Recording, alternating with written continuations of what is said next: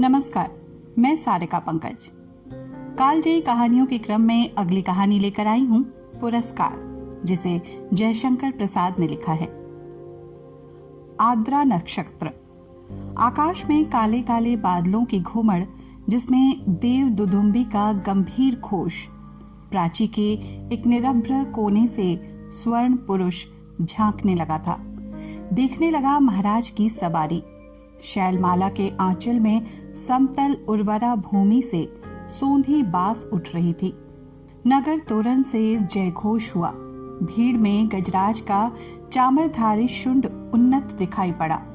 वो हर्ष और उत्साह का समुद्र हिलोर भरता हुआ आगे बढ़ने लगा। प्रभात की हेम किरणों से अनुरंजित नन्ही नन्ही बूंदों का एक झोंका स्वर्ण मल्लिका के समान बरस पड़ा। मंगल सूचना से जनता ने हर्ष ध्वनि की। रथों, हाथियों और अश्वारोहियों की पंक्ति जम गई। दर्शकों की भीड़ भी कम न थी। गजराज बैठ गया, सीढ़ियों से महाराज उतरे। सौभाग्यवती और कुमारी सुंदरियों के दो दल आम्र पल्लवों से सुशोभित मंगल कलश और फूल, कुमकुम तथा खीलों से भरे थाल लिए मधुर गान करते हुए आगे बढ़े। महाराज के मुख पर मधुर मुस्कान थी।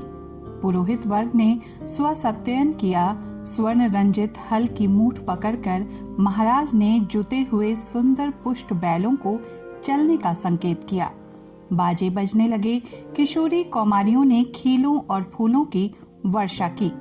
कौशल का ये उत्सव प्रसिद्ध था। एक दिन के लिए महाराज को कृषक बनना पड़ता। उस दिन इंद्र पूजन की धूमधाम होती। गोट होती। नगर निवासी उस पहाड़ी भूमि में आनंद मनाते। प्रतिवर्ष कृषि का ये महोत्सव उत्साह से संपन्न होता। दूसरे राज्यों से भी युवक राजकुमार इस उत्सव में बड़े चाव से आकर योग देते। मगध का एक राजकुमार अरुण अपने रथ पर बैठा बड़े कौतूहल से ये दृश्य देख रहा था। बीजों का एक बाल लिए कुमारी मधुलिका महाराज के साथ खड़ी थी। बीज बोते हुए महाराज जब हाथ बढ़ाते तब मधुलिका उनके सामने थाल कर देती। ये खेत मधुलिका का था, जो इस साल महाराज की खेती के लिए चुना गया था। इसलिए बीज देने का सम्मान मधुलिका को मिला। वो कुमारी थी, सुंदरी थी। कौशल व्यसन उसके शरीर पर इधर उधर लहराता हुआ स्वयं शोभित हो रहा था। वो कभी उसे संभालती और कभी अपने रूखे अलकों को। कृषक बालिका के शुभ्र भाल पर श्रम कणों की भी कमी न थी।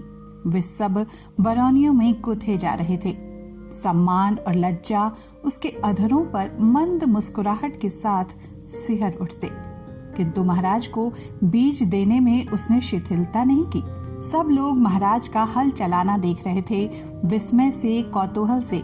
और अरुण देख रहा था कृषक कुमारी मधुलिका को। आह, कितना भोला सौंदर्य, कितनी सरल चितवन। उत्सव का प्रधान कृत्य समाप्त हो गया। महाराज ने मधुलिका के खेत का पुरस्कार दिया।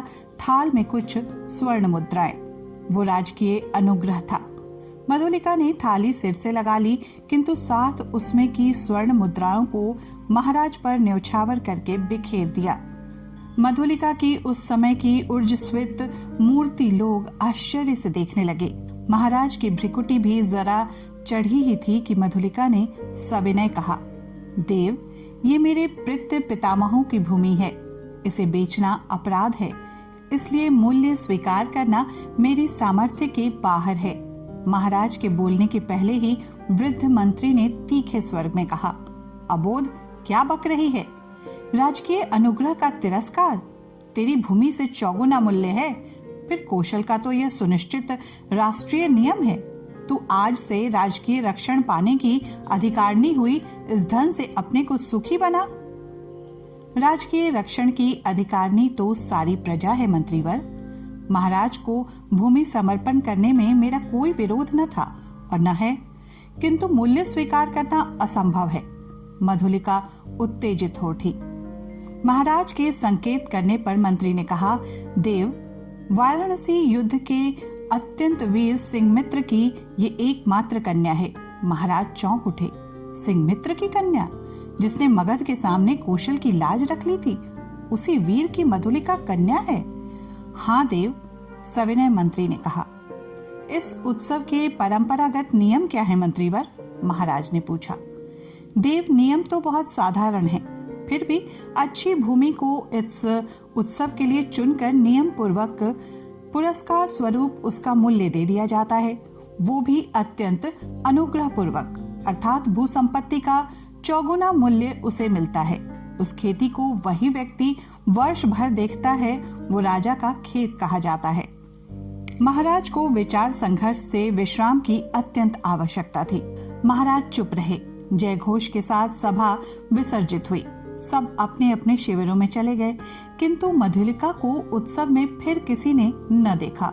वो अपने खेत की सीमा पर विशाल मधुक वृक्ष के चिकने हरे पत्तों की छाया में अनमनी सी चुपचाप बैठी रही। रात्रि का उत्सव अब विश्राम ले रहा था। राजकुमार अरुण उसमें सम्मिलित नहीं हुआ, अपने विश्राम भवन में जागरण कर रहा था। आंखों में नींद न थी। प्राची में जैसी गुलाली खिल रही थी, वो रंग उसकी आंखों में था। सामने देखा तो मुंडेर पर कपोती एक पैर पर खड़ी पंख फैलाए अंगड़ाई ले रही थी। अरुण उठ खड़ा हुआ। द्वार पर सुसज्जित अश्व था। वो देखते देखते नगर तोरण पर जा पहुंचा। रक्षक गण ऊँघ रहे थे। अश्व के पैरों के शब्द से चौंक उठे। युवक कुमार तीर सा निकल गया। सिंधु देश का तुरंग प्रभात के पवन से पुलकित हो रहा था। घूमता घूमता अरुण उसी मधुप वृक्ष के नीचे पहुंचा जहां मधुलिका अपने हाथ पर सिर धरे हुए खिन्न निद्रा का सुख ले रही थी। अरुण ने देखा एक छिन्न माधवी लता वृक्ष की शाखा से च्युत होकर पड़ी है। सुमन मुकुलित भ्रमर निस्पंद थे। अरुण ने अपने अश्व को मौन रहने का संकेत किया उस सुषमा को देखने के लिए, परंतु कोकिल बोल उठा। जैसे उसने अरुण से प्रश्न किया, छी, कुमारी के सोए हुए सौंदर्य पर दृष्टिपात करने वाले धृष्ट, तुम कौन? मधुलिका की आंखें खुल पड़ी। उसने देखा एक अपरिचित युवक। वो संकोच से उठ बैठी। भद्रे, तुम ही न कल के उत्सव की संचालिका रही हो? उत्सव? हाँ, उत्सव ही तो था। कल उस सम्मान क्यों? आपको कल का स्वप्न सता रहा है? भद्र, आप क्या मुझे इस अवस्था में संतुष्ट रहने न देंगे? मेरा हृदय तुम्हारी उस छवि का भक्त बन गया है देवी, मेरे उस अभिनय का, मेरी विडंबना का। आह, मनुष्य कितना निर्दयी है। अपरिचित, क्षमा करो, जाओ अपने मार्ग। सरलता की देवी, मैं मगध का राजकुमार तुम्हारे अनुग्रह का प्रार्थी हूँ। मेरे हृदय भावना की अवकुंठन में रहना नहीं जानती, उसे अपनी। राजकुमार, मैं कृषक बालिका हूँ, आप नंदन बिहारी और मैं पृथ्वी पर परिश्रम करके जीने वाली। आज मेरी स्नेह की भूमि पर से मेरा अधिकार छीन लिया गया है। मैं दुख से विकल हूँ, मेरा उपहास न करो। मैं कौशल नरेश से तुम्हारी भूमि तुम्हें दिलवा दूंगा। नहीं, वो कौशल का राष्ट्रीय नियम है, मैं उसे बदलना नहीं चाहती, चाहे उससे मुझे कितना ही दुख हो। तब तुम्हारा रहस्य क्या है? ये रहस्य मानव हृदय का है, मेरा नहीं। राजकुमार, नियमों से यदि मानव हृदय बाध्य होता तो आज मगध के राजकुमार का हृदय किसी राजकुमारी की ओर न खींचकर एक कृषक बालिका का अपमान करने न आता। मधुलिका उठ खड़ी हुई। चोट खाकर राजकुमार लौट पड़ा। किशोर किरणों में उसका रत्न किरीट चमक उठा। अश्ववेग से चला जा रहा था और मधुलिका निष्ठुर प्रहार करके क्या स्वयं आहत न हुई? उसके हृदय में टीस सी होने लगी। वो सजल नेत्रों से उड़ती हुई धूल देखने लगी। मधुलिका ने राजा का प्रतिपादन अनुग्रह नहीं लिया। वो दूसरे के खेतों में काम करती और चौथे पहर रूखी सूखी खाकर पड़ रहती। मधुक वृक्ष के नीचे छोटी सी पर्ण कुटीर थी। सूखे डंठलों से उसकी दीवार बनी थी। मधुलिका का वही आश्रय था। कठोर परिश्रम से जो रूखा अन्न मिलता, वही उसकी सांसों को बढ़ाने के लिए पर्याप्त था। दुबली होने पर भी उसके अंग पर तपस्या की कांति थी। आसपास के कृषक उसका आदर करते। वो एक आदर्श बालिका थी। दिन, सप्ताह, महीने और वर्ष बीतने लगे। शीतकाल की रजनी, मेघों से भरा आकाश जिसमें बिजली की दौड़ धूप, मधुलिका का छाजन टपक रहा था। ओढ़ने की कमी थी, वो ठिठुर कर एक कोने में बैठी थी। मधुलिका अपने अभाव को आज बढ़ाकर सोच रही थी। जीवन से सामंजस्य बनाकर रखने वाले उपकरण तो अपनी सीमा निर्धारित में रहते हैं, परंतु उनकी आवश्यकता और कल्पना भावना के साथ बढ़ती घटती रहती है। आज बहुत दिनों पर उसे बीती हुई बात स्मरण हुई। 2 नहीं 3 वर्ष हुए होंगे। इसी मधुप के नीचे प्रभात में तरुण राजकुमार ने क्या कहा था? वो अपने हृदय से पूछने लगी। उन चाटुकारी के शब्दों को सुनने के लिए उत्सुक सी वो पूछने लगी, क्या कहा था? दुख दग्ध हृदय उन स्वप्न सी बातों को स्मरण रख सकता था, और स्मरण ही होता तो भी कष्टों की इस काली निशा में वो कहने का साहस करता। हाय रे विडंबना! आज मधुलिका उस बीते हुए क्षण को लौटा लेने के लिए विकल थी। दारिद्र्य की ठोकरों ने उसे व्यथित और अधीर कर दिया है। मगध की प्रासाद माला के वैभव का काल्पनिक चित्र उन सूखे डंठलों के रंध्रों से नभ में बिजली के आलोक में नाचता हुआ दिखाई देने लगा। खिलवाड़ी शिशु जैसे श्रावण की संध्या में जुगनू को पकड़ने के लिए हाथ लपकाता है, वैसे ही मधुलिका मन ही मन कर रही थी। अभी वो निकल गया। वर्षा ने भीषण रूप धारण किया। गड़गड़ाहट बढ़ने लगी। ओले पड़ने की संभावना थी। मधुलिका अपनी जर्जर झोपड़ी के लिए कांप उठी। सहसा बाहर कुछ शब्द हुआ। कौन है यहाँ? पथिक को आश्रय चाहिए। मधुलिका ने डंठलों का कपाट खोल दिया। बिजली चमक उठी। उसने देखा एक पुरुष घोड़े की डोर पकड़े खड़ा है। सहसा वो चिल्ला उठी, राजकुमार! मधुलिका! आश्चर्य से युवक ने कहा। एक क्षण के लिए सन्नाटा छा गया। मधुलिका अपनी कल्पना को सहसा प्रत्यक्ष देखकर चकित हो गई। इतने दिनों बाद आज फिर? अरुण ने कहा। कितना समझाया मैंने, परंतु मधुलिका अपनी दयनीय अवस्था पर संकेत करने देना नहीं चाहती थी। उसने कहा, और आज आपकी ये क्या दशा है? सिर झुकाकर अरुण ने कहा, मैं मगध का विद्रोही निर्वासित कौशल में जीविका खोजने आया हूं। मधुलिका उस अंधकार में हंस पड़ी।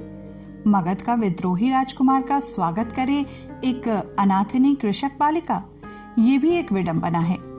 तो भी मैं स्वागत के लिए प्रस्तुत हूँ। शीतकाल की निस्तब्ध रजनी, कोहरे से धुली हुई चांदनी, हाड़ कपा देने वाला समीर, तो भी अरुण और मधुलिका दोनों पहाड़ी गह्वर के द्वार पर वट वृक्ष के नीचे बैठे वे बातें कर रहे थे।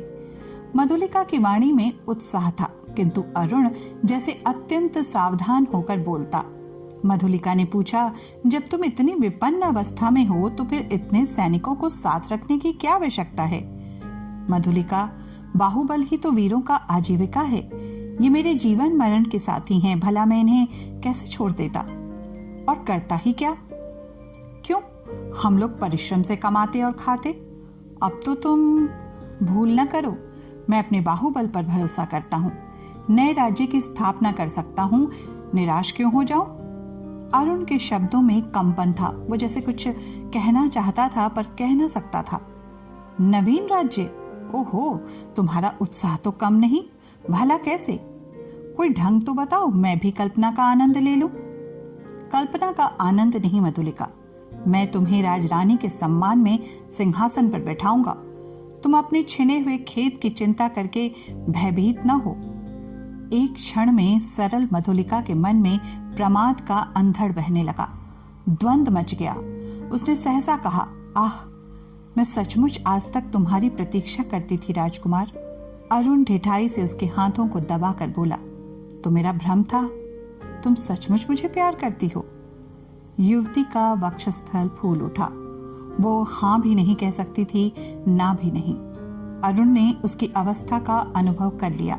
कुशल मनुष्य के समान उसने अवसर को हाथ से न जाने दिया। तुरंत बोल उठा, तुम्हारी इच्छा हो तो प्राणों से पण लगाकर मैं तुम्हें इस कौशल सिंहासन पर बिठा दूं मधुलिके। अरुण के खड़क का आतंक देखोगी?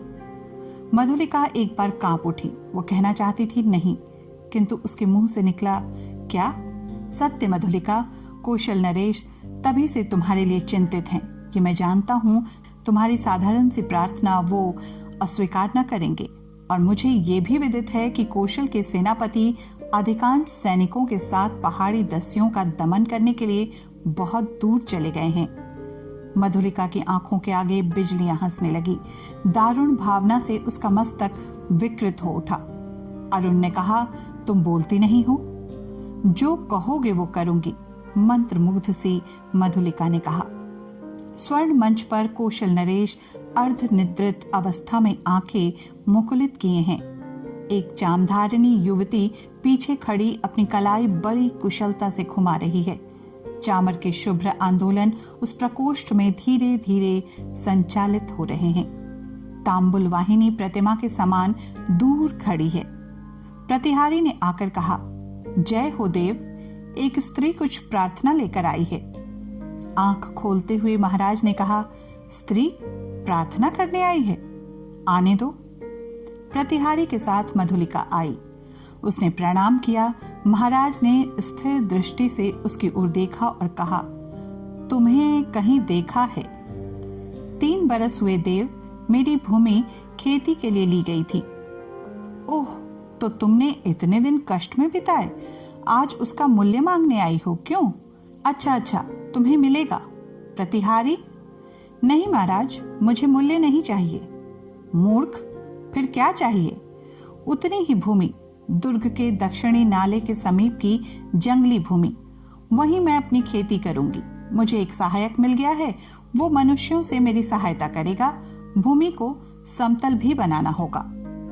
महाराज ने कहा, कृषक बालिके, वो बड़ी ऊबड़ खाबड़ भूमि है, जिस पर वह दुर्ग के समीप एक सैनिक महत्व रखती है। तो फिर निराश लौट जाऊं? सिंह मित्र की कन्या, मैं क्या करूं? तुम्हारी ये प्रार्थना। देव, जैसी आज्ञा हो। जाओ, तुम श्रमजीवियों को उसमें लगाओ। मैं अमात्य को आज्ञा पत्र देने का आदेश करता हूं। जय हो देव, कहकर प्रणाम करती हुई मधुलिका राज मंदिर के बाहर आ गई। दुर्ग के दक्षिण भयावने नाले के तट पर घना जंगल है। आज मनुष्यों के पद संचार से शून्यता भंग हो रही थी। अरुण के छिपे वे मनुष्य स्वतंत्रता से इधर उधर घूमते थे। झाड़ियों को काटकर पथ बन रहा था। नगर दूर था, फिर उधर यूं ही कोई नहीं आता था। फिर अब तो महाराज की आज्ञा से वहां मधुलिका का अच्छा सा खेत बन रहा था। तब इधर किसको चिंता होती? एक घने कुंज में अरुण और मधुलिका एक दूसरे को हर्षित नेत्रों से देख रहे थे। संध्या हो चली थी। उस निवड़ वन में उस नवागत मनुष्यों को देखकर पक्षीगण अपने नीर को लौटते हुए अधिक कोलाहल कर रहे थे। प्रसन्नता से अरुण की आंखें चमक उठी। सूर्य की अंतिम किरण झुरमुट में घुसकर मधुलिका के कपोलों से खेलने लगी। अरुण ने कहा, 4 प्रहर और विश्वास करो, प्रभात में ही इस जीर्ण कलेवर कौशल राष्ट्र की राजधानी श्रावस्ती में तुम्हारा अभिषेक होगा और मगध से निर्वासित मैं एक स्वतंत्र राष्ट्र का अधिपति बनूंगा। मधुलिके, भयानक। अरुण, तुम्हारा साहस देखकर मैं चकित हो रही हूँ। केवल 100 सैनिकों से तुम। रात के 3रे प्रहर मेरी विजय यात्रा होगी। तो तुमको इस विजय पर विश्वास है? अवश्य। तुम अपनी झोपड़ी में ये रात बिताओ। प्रभात से तो राज मंदिर ही तुम्हारा लीला निकेतन बनेगा। मधुलिका प्रसन्न थी, किंतु अरुण के लिए उसकी कल्याण कामना सशंक थी। वो कभी कभी उद्विग्न सी होकर बालकों के समान प्रश्न कर बैठती। अरुण उसका समाधान कर देता। सहसा कोई संकेत पाकर उसने कहा, अच्छा, अंधकार अधिक हो गया, अभी तुम्हें दूर जाना है और मुझे प्राणपण से इस अभियान के प्रारंभिक कार्यों को अर्धरात्रि तक पूरा कर लेना चाहिए।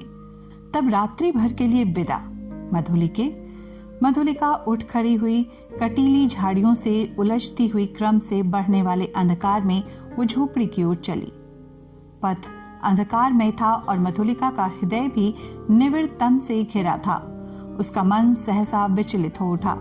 मधुरता नष्ट हो गई। जितनी सुख कल्पना थी वो जैसे अंधकार में विलीन होने लगी। वो भयभीत थी। पहला भय उसे अरुण के लिए उत्पन्न हुआ। यदि वो सफल न हुआ तो? फिर सहसा सोचने लगी, वो क्यों सफल हो? श्रावस्ती दुर्ग एक विदेशी के अधिकार में क्यों चला जाए? मगध का चिरशत्रु, ओह उसकी विजय। कौशल नरेश ने क्या कहा था? सिंह मित्र की कन्या।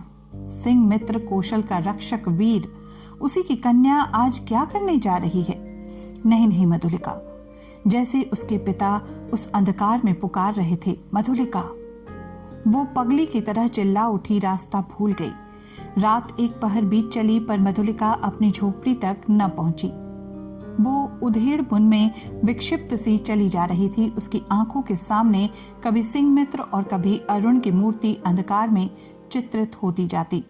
उसे सामने आलोक दिखाई पड़ा। वो बीच पथ में खड़ी हो गई। प्रायः 100 उल्काधारी अश्वारोही चले आ रहे थे और आगे आगे एक वीर अधेड़ सैनिक था। उसके बाएं हाथ में अश्व की बलगा और दाहिने हाथ में नग्न खड्ग था। अत्यंत धीरता से वो टुकड़ी अपने पथ पर चली जा रही थी, परंतु मधुलिका बीच पथ से हिली नहीं। प्रमुख सैनिक पास आ गया, पर मधुलिका अब भी नहीं हटी। सैनिक ने अश्व रोक कर कहा, कौन? कोई उत्तर नहीं मिला। तब तक दूसरे अश्वारोही ने सड़क पर कहा, तो कौन है स्त्री? कौशल के सेनापति को उत्तर शीघ्र दे। रमणी जैसे विकारग्रस्त स्वर में चिल्ला उठी, बांध लो, मुझे बांध दो, मेरी हत्या करो, मैंने अपराध ही ऐसा किया है। सेनापति हंस पड़े, बोले, पगली है। पगली नहीं, यदि वही होती तो इतनी विचार वेदना क्यों होती? सेनापति, मुझे बांध लो, राजा के पास ले चलो। क्या है? स्पष्ट कह। श्रावस्ती का दुर्ग एक प्रहर में दस्युओं के हस्तगत हो जाएगा। दक्षिणी नाले के पार उनका आक्रमण होगा। सेनापति चौंक उठे। उन्होंने आश्चर्य से पूछा, तू क्या कह रही है? मैं सत्य कह रही हूँ, शीघ्रता करो। सेनापति ने 80 सैनिकों को नाले की ओर धीरे धीरे बढ़ने की आज्ञा दी और स्वयं 20 अश्वारोहियों के साथ दुर्ग की ओर बढ़े। मधुलिका एक अश्वारोही के साथ बांध दी गई। श्रावस्ती का दुर्ग कौशल राष्ट्र का केंद्र इस रात्रि में अपने विगत वैभव का स्वप्न देख रहा था। भिन्न राजवंशों ने उसके प्रांतों पर अधिकार जमा लिया है। अब वो केवल कई गांवों का अधिपति है। फिर भी उसके साथ कौशल के अतीत की स्वर्ण गाथाएं लिपटी हैं। वही लोगों की ईर्ष्या का कारण भी है। जब थोड़े से अश्वारोही बड़े वेग से आते हुए दुर्ग द्वार पर रुके, तब दुर्ग के प्रहरी चौंक उठे। उल्का के आलोक में उन्होंने सेनापति को पहचाना। द्वार खोला। सेनापति घोड़े की पीठ से उतरे। उन्होंने कहा, अग्निसेन, दुर्ग में कितने सैनिक होंगे? सेनापति की जय हो। 200 सेनापति। उन्हें शीघ्र ही एकत्र करो, परंतु बिना किसी शब्द के। 100 को लेकर तुम शीघ्र ही चुपचाप दुर्ग के दक्षिण की ओर चलो। आलोक और शब्द न हो। सेनापति ने मधुलिका की ओर देखा। वो खोल दी गई। उसे अपने पीछे आने का संकेत कर सेनापति राज मंदिर की ओर चले। प्रतिहारी ने सेनापति को देखते ही महाराज को सावधान किया। वो अपनी सुख निद्रा के लिए प्रस्तुत हो रहे थे, किंतु सेनापति और साथ में मधुलिका को देखते ही चंचल हो उठे। सेनापति ने कहा, जय हो देव, इस स्त्री के कारण मुझे इस समय उपस्थित होना पड़ा है। महाराज ने स्थिर नेत्रों से देखकर कहा, सिंह मित्र की कन्या, फिर यहाँ क्यों? क्या तुम्हारा कोई क्षेत्र नहीं बन रहा है? कोई बाधा? सेनापति, मैंने दुर्ग के दक्षिणी नाले के समीप की भूमि इसे दी है। क्या उसी संबंध में तुम कहना चाहते हो? देव, किसी गुप्त शत्रु ने उसी ओर से आज की रात में दुर्ग पर अधिकार कर लेने का प्रबंध किया है और इसी स्त्री ने मुझे पथ में ये संदेश दिया है। राजा ने मधुलिका की ओर देखा। वो कांप उठी। घृणा और लज्जा से वो गड़ी जा रही थी। राजा ने पूछा, मधुलिका, ये सत्य है? हाँ देव। राजा ने सेनापति से कहा, सैनिकों को एकत्र करके तुम चलो, मैं अभी आता हूं। सेनापति के चले जाने पर राजा ने कहा, सिंह मित्र की कन्या, तुमने एक बार फिर कौशल पर उपकार किया। ये सूचना देकर तुमने पुरस्कार का काम किया। अच्छा, तुम यही ठहरो, पहले उन आतताइयों का प्रबंध कर लूं। अपने साहसिक अभियान में अरुण बंदी हुआ और दुर्ग उल्का के आलोक में अतिरंजित हो गया। भीड़ ने जय घोष किया। सबके मन में उल्लास था। श्रावस्ती दुर्ग आज एक दस्यु के हाथ में जाने से बचा था। आबाल वृद्ध नारी आनंद से उन्मत्त हो उठे। उषा के आलोक में सभा मंडप दर्शकों से भर गया था। बंदी अरुण को देखते ही जनता ने रोष से हुंकार करते हुए कहा, वध करो, वध करो। राजा ने सबसे सहमत होकर आज्ञा दी, प्राण दंड। मधुलिका बुलाई गई। वो पगली सी आकर खड़ी हो गई। कौशल नरेश ने पूछा, मधुलिका, तुझे जो पुरस्कार लेना हो मांग। वो चुप रही। राजा ने कहा, मेरी निज की जितनी खेती है मैं सब तुझे देता हूं। मधुलिका ने एक बार बंदी अरुण की ओर देखा। उसने कहा, मुझे कुछ न चाहिए। अरुण हंस पड़ा। राजा ने कहा, नहीं, मैं तुझे अवश्य दूंगा, मांग ले तो मुझे भी प्राण दंड मिले। कहती हुई वो बंदी अरुण के पास जाकर खड़ी हो गई। हिंदी साहित्य को कामायनी जैसी अपनी कालजयी रचना से समृद्ध करने वाले जयशंकर प्रसाद ने कविता, कहानी, उपन्यास, नाटक और निबंध सभी लिखे। इतिहास और मानव मन उनका प्रिय विषय था। मैं सारिका पंकज आज उनकी इस बेहद लोकप्रिय कहानी पुरस्कार के साथ आपसे रूबरू थी। साहित्य तक विश्व साहित्य की कालजयी कहानियों के साथ आपसे लगातार मुखातिब हो रहा है। कहानियों के इस सेक्शन में आप किस तरह की कहानियां सुनना चाहते हैं, हमें भी बताएं। इससे हमें आपकी रुचि की कहानियों के साथ उपस्थित होने में सुविधा होगी। धन्यवाद।